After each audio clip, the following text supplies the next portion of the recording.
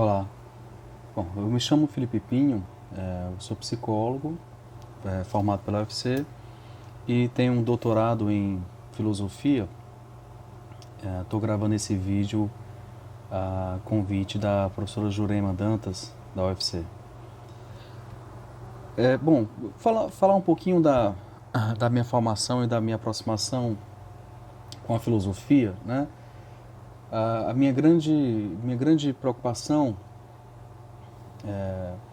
sempre foi a questão do sujeito, né? Então desde o mestrado, né, até mesmo desde a graduação, sempre me interessou, né, a problemática da subjetividade, a problemática do sujeito, de como nós vamos construindo a nossa identidade, né?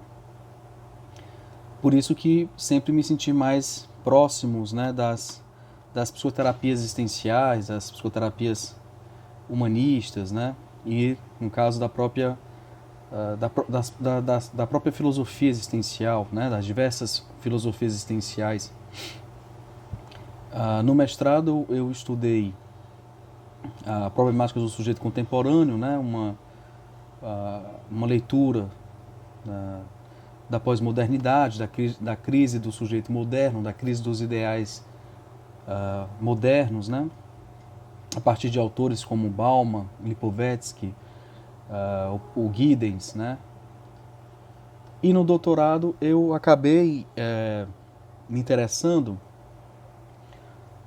por um filósofo francês chamado Paul Ricoeur, né, que tem como um dos seus temas principais de discussões o que a gente pode compreender como sendo a hermenêutica do sujeito, né? Essa hermenêutica do sujeito, ela tem raízes tanto no pensamento existencial, e aí a gente pode compreender que há um giro hermenêutico existencial, né, na fenomenologia de Heidegger, né? Mas Ricoeur também foi muito influenciado pelos estudos da filosofia da linguagem, tanto norte-americana como também inglesa. Então, a hermenêutica, ela compreende que nós não temos exatamente, né, uma identidade sólida, nós não somos um eu como uma identidade fixa, né? O Ricoeur, ele vai diferenciar desses dois modos de identidade, entendendo a identidade como uma forma de permanência no tempo, né? Então ele vai diferenciar esses dois modos de identidade, a identidade idem, né, que é a identidade própria das coisas, né? Ou seja, uma identidade de uma permanência, de uma rigidez, de uma coisa fixa ao longo do tempo, que não muda, e uma identidade ipse, que seria uma identidade dinâmica e que envolveria uma forma de afirmação de si mesmo, né? De afirmação de si. Que seria mais própria, claro, né, de uma identidade humana, né, de uma identidade existencial, já que para Ricoeur a vida humana é marcada por mudanças, né? Ou seja, a única coisa que não muda na nossa vida é o nosso nome próprio, digamos assim, né? E mesmo isso pode ser mudado em muitas ocasiões. Mas se nós olharmos uma fotografia de alguns anos atrás, se nós olharmos para... Se lembrarmos, né, dos nossos pensamentos, das nossas ideias, que também nós tivemos alguns anos atrás, nós vamos ver que muita coisa mudou, né? Tanto do nosso físico como da nossa forma de pensar, dos nossos valores. Então o sujeito não é uma permanência, né? O sujeito é uma dinâmica, né, existencial. Então o Ricoeur, ele vai buscar compreender o problema da identidade exatamente como não sendo uma identidade fixa, mas como sendo uma identidade dinâmica, né? E também uma identidade enquanto uma afirmação de si, uma atestação de si, a partir de uma concepção, de uma compreensão da narrativa poética, né? Então, o eu sou é substituído pelo termo, né? Pelo pronome si mesmo, né? Ou seja, uma forma indireta, né, de se referir a si mesmo. E essa compreensão da identidade, ela se dá a partir de um modo narrativo da existência, né? Ou seja, o que nós chamamos de identidade é, de alguma maneira, configurado, né, de uma maneira poética, uma espécie de organização, de junção dos acontecimentos da vida, para tornar a história da vida algo coerente, algo que possa ser contado, né? Então, a nossa vida ela é marcada por diversos acontecimentos, né? Muitas vezes divergentes, muitos acidentes também, né? Muitos acontecimentos imprevistos, que nós vamos, por um processo narrativo, compondo poeticamente o sentido de uma história de vida, né? Então a identidade, ela ganha, digamos assim, uma configuração, né, que é o que a gente entende por poiesis, né, uma configuração que possibilita tanto o reconhecimento do sujeito, do indivíduo, né, de si mesmo, como também o reconhecimento dos outros, né, por meio então dessa narrativa. O Ricoeur, ele dialogou com diversos pensadores da época, né, da sua época, e particularmente nos seus livros Leituras, né, Leituras 1, Leituras 2, ele vai exatamente fazer uma discussão com vários autores, entre eles o Albert Camus, né, que tem uma obra centrada na questão do absurdo da existência, né? E o Ricoeur, então, ele vai trazer essa reflexão sobre o absurdo da existência, e a gente pode encontrar uma espécie de confrontação do absurdo, né, a partir dessa estrutura narrativa, né, da vida, tanto nas obras O Si Mesmo como o Outro, como na última obra O Percurso do Reconhecimento, né? Porque se nós pensarmos como argumento Camus, né, sobre a existência humana, se nós lembrarmos que, para Heidegger, né, em Ser e Tempo, o homem, né, o Dasein, né, inclusive não pode nem ser utilizado o termo homem, já que você já vai essencializando, né, esse ente, mas o Dasein, né, o ser aí, o ser, o estar aí, não possui nenhum tipo de determinação, né, a priorística, nem uma essência, não haveria uma essência humana, nem determinações naturais, né? Então, para Heidegger, em Ser e Tempo, a essência do Dasein consiste na sua própria existência, né? O Dasein, ele tem que ser para ser, né? Então isso nos remete, na visão do Camus, né, como também na visão do Sartre, há uma compreensão de que a existência originalmente ela não tem um sentido, né? Assim, não existe um sentido original da existência humana. Nós, seres humanos, nós não nascemos com um propósito de vida. Nós somos marcados, né, ontologicamente, por um nada estrutural. E nós somos sempre, de certa forma, né, confrontados com esse nada. Então, em muitos momentos, a existência ela perde o sentido. Já que o nada, ele nunca vai ser preenchido.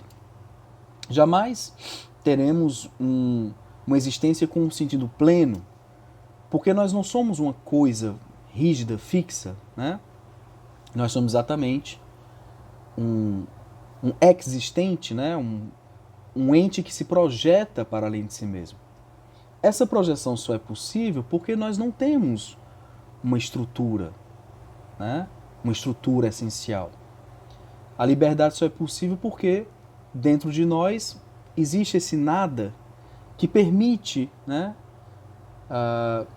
que permite que a gente saia, né, de um certo momento de rigidez, né, e deixe de ser aquilo que estávamos sendo no instante anterior, para que nós possamos nos tornar algo que nós estamos projetando, né, no futuro. Então isso é a liberdade, né? A liberdade ela só é possível por conta desse nada. Então quando nós confrontamos, quando nós nos confrontamos, ou quando nós confrontamos o sentido da vida, nós nos deparamos com a experiência do nada. O que, claro, é angustiante, pode ser muito angustiante. Então o Camus ele coloca que o maior problema da filosofia, né, não é discutir sobre a verdade das coisas, sobre o conhecimento, que o maior problema da filosofia é responder à pergunta, né? Bom, diante desse absurdo, por que não cometemos suicídio, né? Ou diante desse absurdo, por que a vida precisa ainda ter sentido? Não é possível encontrar um sentido para a vida, né? E essa é uma questão que eu acho que é extremamente problemática, né, no mundo atual, porque nós vivemos num mundo, né, num contexto cultural, em que aqueles sentidos que eram, né, digamos, herdados da tradição, aqueles sentidos que constituíam uma espécie de tradição comum do mundo, né, eles eram, de certa forma, referenciais para a existência, né? Então, antes, nas épocas anteriores, e a gente não precisa ir muito longe, talvez nossos pais, nossos avós ainda pegaram referenciais assim, né? O mundo apresentava, digamos, horizontes de sentido mais sólidos, né? Mais seguros. Se nós podemos questionar a verdade desses sentidos, ou se nós podemos também entender que muitos desses sentidos também eram, digamos, falsos ou hipócritas, tudo bem. Mas existia um horizonte, né? Existia algo a partir do qual nós poderíamos comparar a nossa existência, né? De certa forma, a nossa identidade, como também vai dizer o Ricoeur, se dá por um processo de comparação a partir desses padrões, desses valores do mundo, né? Ou seja, em algum momento lá do livro dele sobre a narrativa, o que saberíamos, ele diz que o que saberíamos de nós se não fossem os romances, né? O que saberíamos do amor se não fossem os romances, né? As novelas, enfim. Então, de certa forma, a nossa identidade se constrói a partir do diálogo com o mundo. Esse diálogo, né? Essa forma de afinação com os sentidos que o mundo fornece, foi muito abalado, né, a partir desse final, né, do século XX, por esse processo de liquefação dos valores, né, na sociedade que nós vivemos, da sociedade líquida, né, da sociedade digital, né. Então houve uma liquefação dos valores, um esvaziamento dos valores e, consequentemente, dos horizontes, né, de orientação da existência. O que, claro, na minha visão, aumenta a experiência do absurdo, né? Ou seja, nós nos encontramos numa época em que encontrar referenciais, né, para podermos entender o que seria uma vida boa, uma vida ruim, é muito problemático. Esses referenciais foram muito problematizados, foram muito liquefeitos, né? O que nos coloca ainda mais numa experiência de absurdo. Eu, particularmente, acho que essa experiência de absurdo é uma experiência libertadora, né? Seguindo aí a compreensão existencial, né, de Nietzsche, Heidegger, viver uma vida orientada pelos valores externos é viver uma vida muito impessoal ou alienada, né? De certa forma, é necessário essa desconstrução, né, esse abalo dos referenciais externos, para que nós possamos viver uma vida mais própria, uma vida mais autêntica, digamos assim, né? Uma vida que nós sejamos movidos pelos nossos valores internos. Mas eu acho que o problema é que essa mudança ou essa constatação, né, da liquidez dos valores, ela foi feita sem um preparo para a humanidade, né? Ela foi feita sem um cuidado, ela foi feita sem uma certa... Faltou uma orientação, faltou um cuidado para a liberdade. Nós sempre alimentamos e fantasiamos muito a liberdade, né, de uma maneira muito romantizada, como sendo um direito de escolha, como sendo...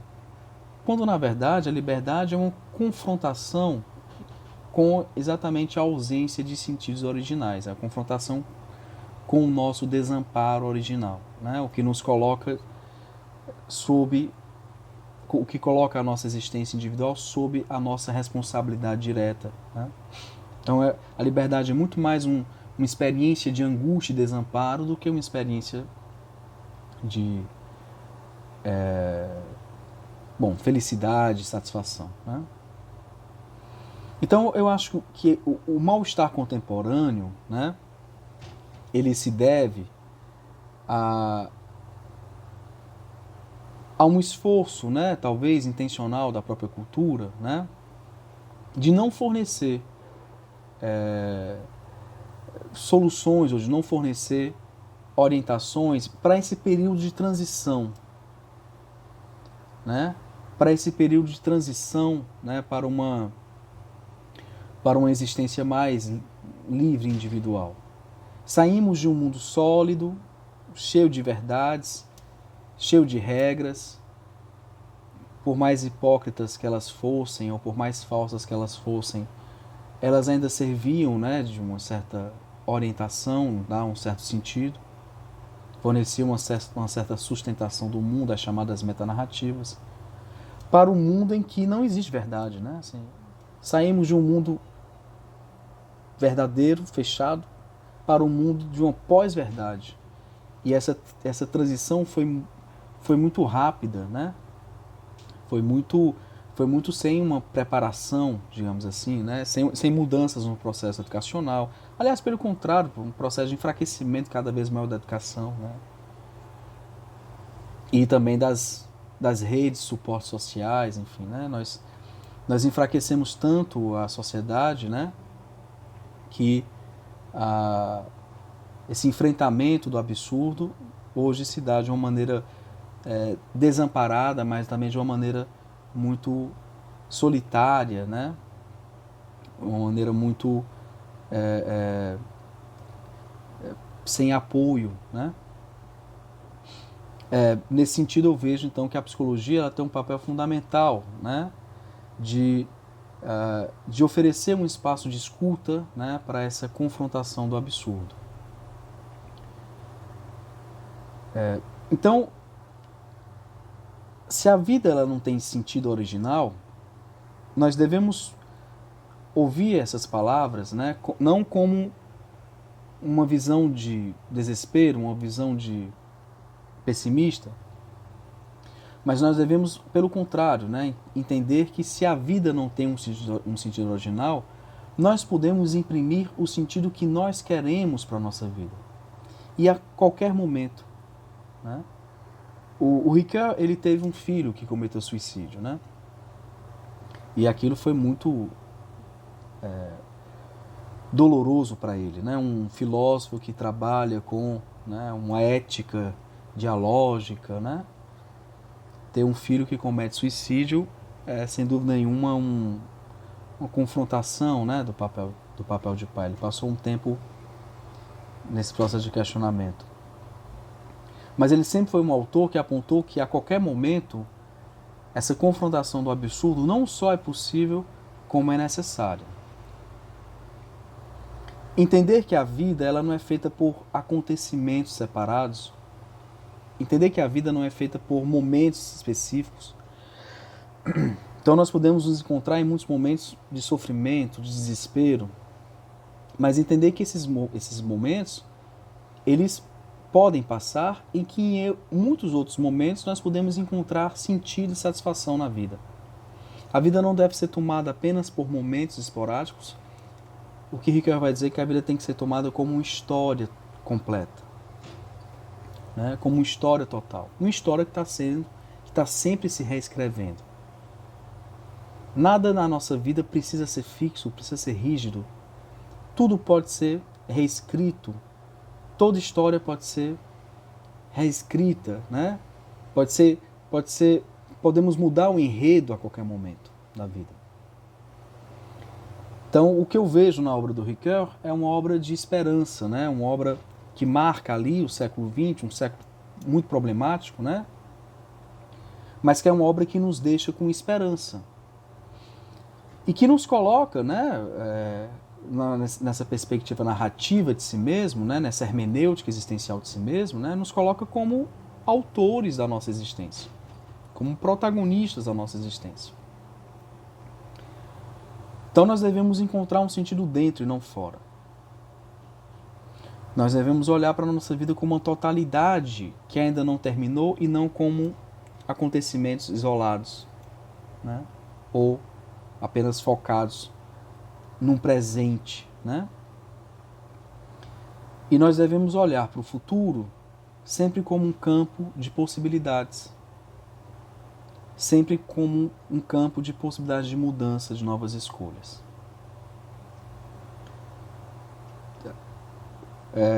O que sustenta a vida, eu acho que é sempre a esperança de poder reescrevê-la ou, a partir de determinado momento, né, mudar a história daquele personagem, mudar a história do personagem que nós somos, né? Então essa é a mensagem que eu queria deixar e mais uma vez agradecer o convite da professora Jurema. Um grande abraço a todos.